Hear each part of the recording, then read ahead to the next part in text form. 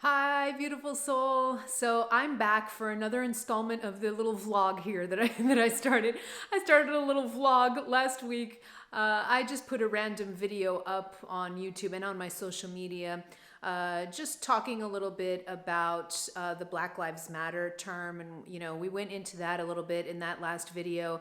And I also introduced the concept of engaged spirituality, and I got a ton, a ton of comments. And thank you guys so much for commenting, and just oh my God, it was just hundreds and hundreds and hundreds. And my team and I, we do the best that we can to read all comments. So please keep them coming because it's a great conversation that we're having, and I really appreciate all of your feedback. So you guys are the best audience ever, because when I started talking about engaged spirituality, people started messaging me and they were like, okay, you talked about this in kind of a broad way, but now what does engaged spirituality mean on a day-to-day level? Like, how do I do it on a step-by-step way? So you guys you guys are kind of pulling a Tina there. That's what I usually do on my videos. I structure them, and so you're basically asking me to do the same thing. So thank you guys. I love you guys so much.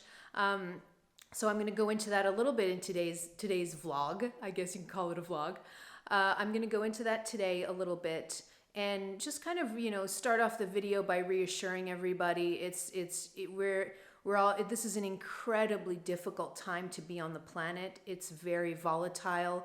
The energy is extremely intense. And so I send so much compassion, especially for the people who are just waking up now. I got, my audience is mixed. So my audience is mixed. There are a lot of people that are just awakening now and finding my videos. And so one of the comments, I got a few different comments about that last week's video, and I'm gonna sprinkle them in here.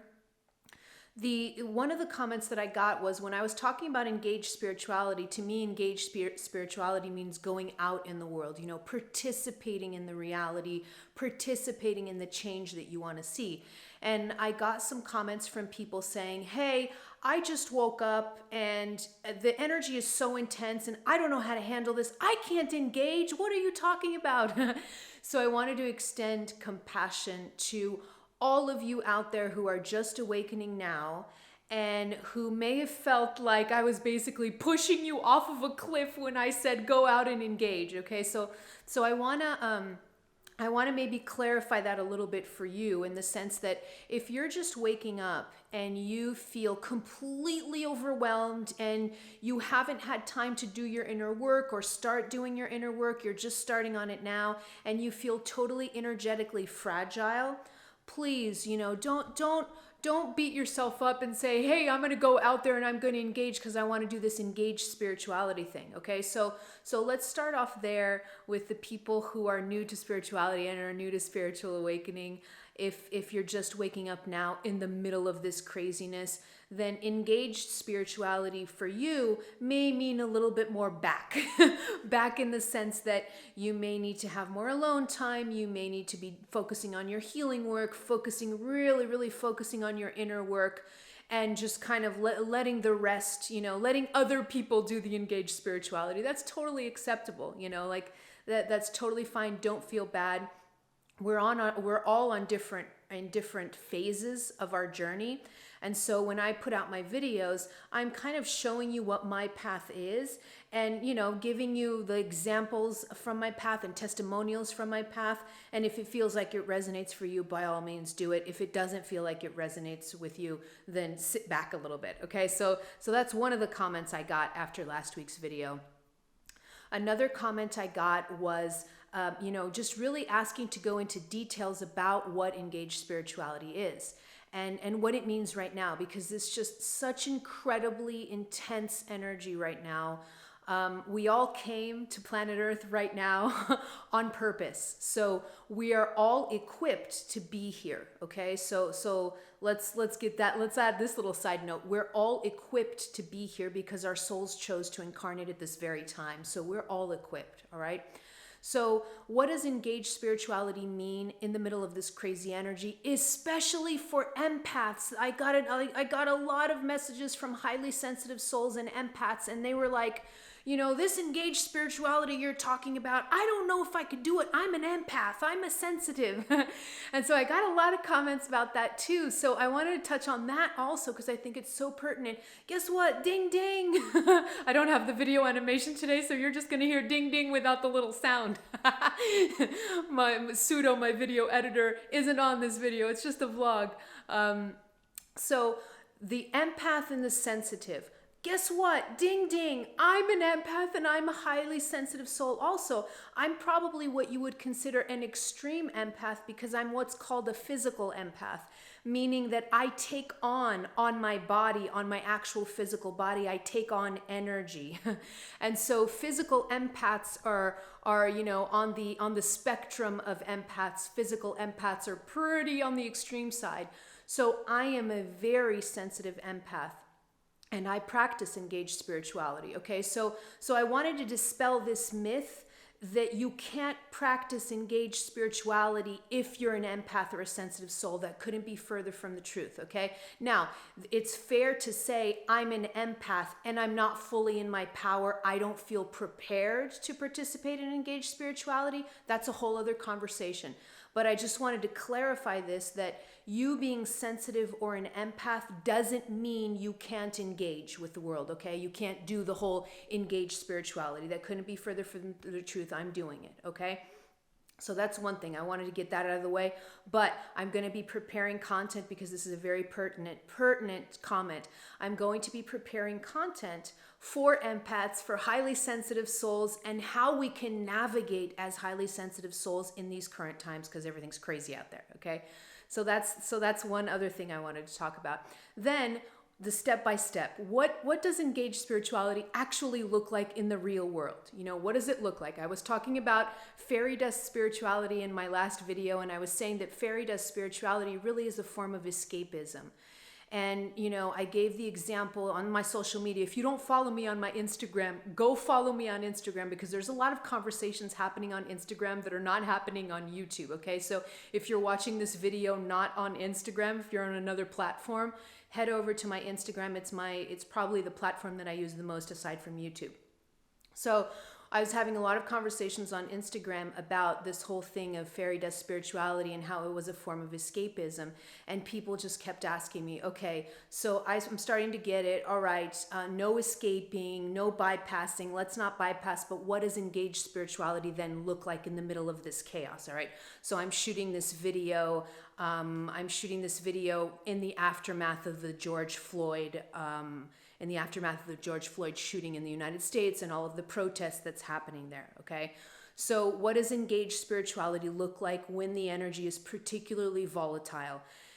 And let me tell you, beloveds, the energy is going to be volatile for a while. So we have to get used to living in this type of energy because it's not going to calm down for a while, okay? So this is part of a mass awakening, and it's just the chaos and the instability in the energy is going to continue. So we're going to have to get used to navigating this energy instead of just isolating ourselves and just, locking the doors in our house and being like, I'm not leaving this house until the energy stabilizes. If you think you can do that, you're going to be basically waiting the rest of your life because the energy for the next years, I would say, is going to continue to be a bit unstable. Maybe not as chaotic as it is right now because this is the initial phase of us doing collective shadow work, which I'm going to go into. I'm going to go into more in next week's video here on my YouTube channel.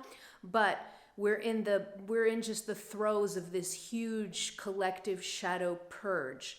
And so things are even more unstable than usual. It's going to calm down a little bit, but it's going to continue to be a little bit unstable. All right. So we have to get used to navigating this. All right. So engaged spirituality to me means that you go out and you engage with the world in a way that you literally bring the light that you house in your body. Literally, your body is like a lighthouse, okay? So it holds light. You take that light and you take it out into the world in different ways, especially into areas where there are profound shadows, all right? So you take your light there and you shine light on those subjects that are very shadowy, okay? And the shining of the light is what creates that healing energy. So engaged spirituality essentially is that's what it means really, is just going out in the world and not holding back, not being content with just being isolated all the time, okay? And so some people sent me comments too, and this was another really interesting conversation that I had with people where they were like, okay, but I need my hermit mode, all right? I need my hermit mode. And that's totally acceptable, and that is absolutely what I do. So when I practice engaged spirituality, I still have my moments of solitude. I call them my recharge moments. I need my recharge moments. You may not notice this, but I don't think you have any idea how many hours I spend engaged on social media, answering emails, talking to people, preparing videos, just I have a lot of my work is outwardly focused, and so I really need those times where I recharge alone in solitude. I charge my batteries, and it could be as simple as me just making some popcorn and sitting on the couch and watching a couple of movies. It's different. It could be hiking. It could be going to the beach and just having a day for myself. Okay. So engaged spirituality doesn't mean you're out there 100% of the time until you freaking, exhaust yourself and then have a nervous breakdown. Okay, so that's not engaged spirituality. Engaged spirituality means that when I go out there, I'm prepared to go out there, right? So I'm practicing my recharging. I recharge. I continue to do my inner work because it's constantly evolving, right? So you continue to do your inner work, but the point and the root of engaged spirituality is that you don't shy away from engaging with the world, okay? You don't shy away from it. So I do my recharging, I do my resting when I need to rest, I recharge, and then I'm out and I'm engaging in the world. And that could look different for you. So let me give you some practical examples of what engaged spirituality looks like. Because engaged spirituality is going to be more and more important as the years progress. Because what's happening is more light workers, more spiritually awakened beings are being called to take light into different areas of society. Whereas before, spiritually awakened people were more like in ashrams or monasteries or all of these things, but there are millions and millions of us waking up. So we are now called to take our spiritual light into every facet of actual real life, not just keeping it in a monastery or in a cave in the Himalayas and just meditating your life away. So a lot of us are called to take our lights and our spiritual understanding and our spiritual awareness into every facet of life. And so this can look different for you. So as just using the example of the racism and the whole George Floyd thing and how, what's happening in the US, let me continue and use that as an example. So what does engaged spirituality look like when it comes to race, institutionalized racism in the United States? Let's use that as a topic, but it's just an example, right? It's just an example. For you, it could be totally different. So engaged spirituality, when it has to do with institutionalized racism, could be something like, I go and I join organizations, grassroots organizations that are helping change the judicial system in the United States, the prison system in the United States. I join grassroots organizations that are on the ground helping with reforming police so that they're not violent against Black people, to end racial discrimination in the police force. Okay, so that's, you can do that. You can donate. You can donate on a regular basis to organizations that are on the ground helping to make these changes. Okay, so there's another way, donate. You can write articles or blogs. You can get on social media and talk about the things that you're passionate about. Shine that light through social media. I do a lot of that. I do a lot of that, right? So you could, that's also being engaged. You can go out there and you can peacefully protest with other people, become involved with groups that peacefully protest. You can email or call your representatives or your elected officials, or email or call the district attorneys in the United States that are responsible for prosecuting police officers that, just like this cop that killed George Floyd. So you can email and call elected officials, district attorneys, you see? So these examples that I'm giving to you are just different ways in which you can actually get involved in everyday situations that help bring about change. Now, these areas, these grassroots organizations, I had someone send me a comment saying, you know, I've been trying to do this. I've been trying to get into grassroots organizations, and it just dawned on me how much these grassroots organizations also need spiritually awakened people to help transform and further the mission even more.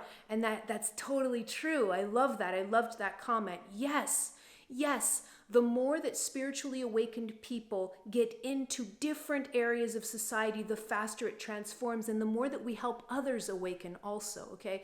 We have an influential effect on other people that could awaken just by the light of our example, okay? So this is a little bit just what engaged spirituality looks like, and a little bit of the, you know, the myths, what it is and what it isn't. So I wanted to clarify that for you. You can practice engaged spirituality, but still recharge, still have your alone time for sure. I don't know what I would do without my alone time.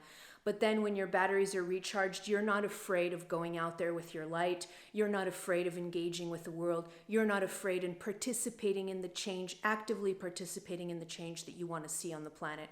And I gave the example of racism, but I could have given any other example depending on where you are located in the world and what you're passionate about, you know. So if you're passionate about animal rights, if you're passionate about, you know, helping educate people on why we should stop chopping down forests because we're going to run out of oxygen. So all of these different things, I'm just giving you different examples. There are shadow aspects around the world pertaining to different topics. And so you can get involved in different things. But this is kind of the gist of what engaged spirituality looks like. It's a spirituality that's very grounded. So I had other people comment and they said, you know, engaged spirituality sounds like it's grounded spirituality, the same as grounded spirituality. And it is to a certain extent. I do need to be grounded in order to practice proper engaged spirituality, but I could be grounded and not engaged, meaning I could be grounded and just meditating in the forest and living a hermit life, okay?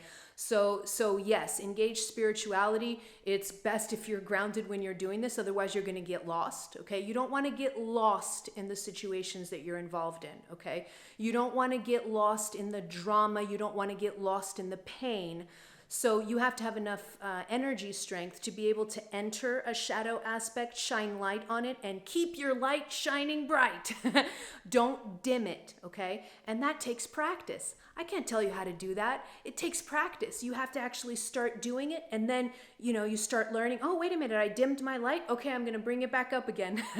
But the only way for you to know how to do this, the only way for you to practice this skill of holding your light bright no matter what's going on, no matter what corner you go into, no matter what shadow you go into, it takes practice. And you can only do it by practicing, right? So it's like running a marathon. I'm not just going to get off my couch and run a marathon. I'm going to practice. I'm going to run for weeks and months before I actually go and participate in a marathon. It's the same thing, okay? So that's the gist on engaged spirituality and just answering a few of your comments. Keep the comments coming. I love you guys so much, and I really enjoy our conversations. And, you know, sometimes I had some of you guys saying, oh my God, I can't believe you had such negative comments from the last video. It's okay. You know, it's totally fine. Again, I've practiced my resilience quite a bit, so it's all right. We can have conversations. Don't worry about the comments. Keep them coming. And, you know, here's another vlog. I don't know, maybe I'll keep doing these. Anyways, let me know in the comments below what you think about engaged spirituality. Do you think that you can start practicing it now, or do you think you're a little bit too fresh and that you need to isolate more, you need to hermit more right now? Let me know in the comments below. I actually want to know how many of us out there feel prepared for this type of engaged spirituality that I'm talking about now, and how many of us feel a little bit fragile, like we need to cocoon a little bit in hermit mode. Let me know in the comments below. I love you, beautiful soul. Talk to you soon.